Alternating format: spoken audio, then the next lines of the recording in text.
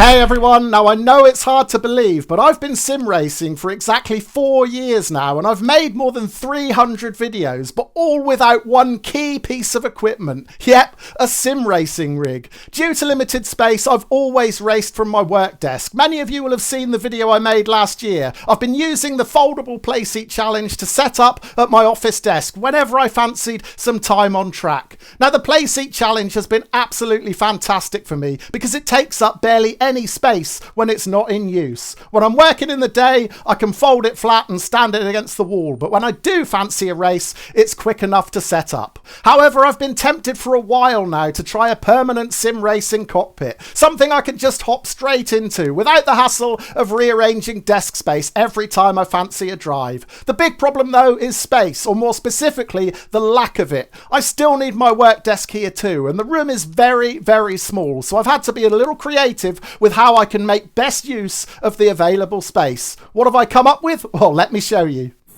Now, the key to making the most of my limited space is my use of the monitor. I've only got room for one and it needs to serve as both my desktop monitor and my sim racing one. That's why I've chosen the Envision MX450 monitor arm. This desk mounted bracket is so easy to install via a clamp beneath the desk and it's more than strong enough to hold my 32-inch curved monitor.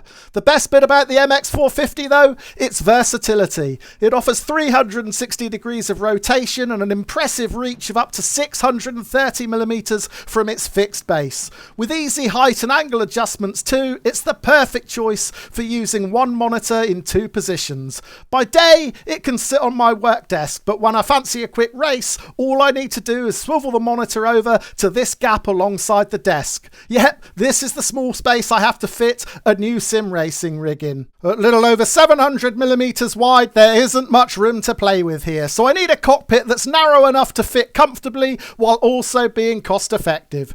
Yeah, I don't have much budget to play with here. I'm a casual sim racer who races just a few times a week, so it's just not worth it to spend mega bucks on a state-of-the-art rig. I've been looking for a solid and reliable entry-level option, and I've chosen the GT Racer cockpit from Next Level Racing. This rig is perfect for what I need. It costs less than £400, and crucially for me, it's only 694mm wide. Yes, it's one of the cheapest rigs you can find, and a lot of the reviews I watched online questioned its suitability for higher end wheels and pedals. However, if, like me, you're working to a tight budget, you're unlikely to be using a high-end direct drive wheel or pedals.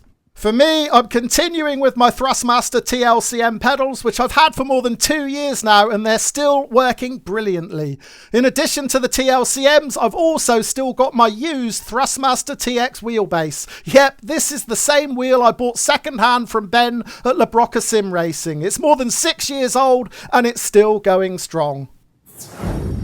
So here I am, sat in my first ever proper sim racing rig. Now it's very early days, but I've already noticed a couple of key differences from my experiences in the Playseat challenge. Firstly, the stability, particularly under heavy braking. My pedals are now bolted to the rig, so I'm not feeling any wobbles or unexpected movements when applying a lot of pressure. Before, in the Playseat, my pedals were just held in place by a Velcro strap, and I did experience quite a bit of rocking, both from the pedals and the seat itself. Secondly, seat position. I'm now sat in a far more upright position, which admittedly is going to take some time to get used to. However, I can already see the main benefit, and that's my head position compared to the monitor. Now I'm a little bit higher up, I can look into the monitor rather than looking up at it as I was doing with the Playseat challenge.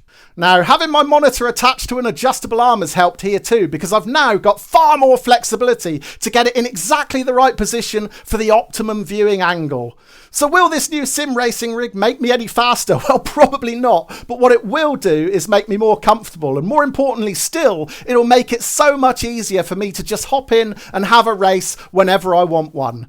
Hopefully you found this video interesting and helpful too, particularly if, like me, you've been put off buying a permanent rig due to the lack of space. Maybe this has given you an idea or two to work with yourself. So stay tuned for my next race video, because it will be the first one to come from this new cockpit. Thanks for watching.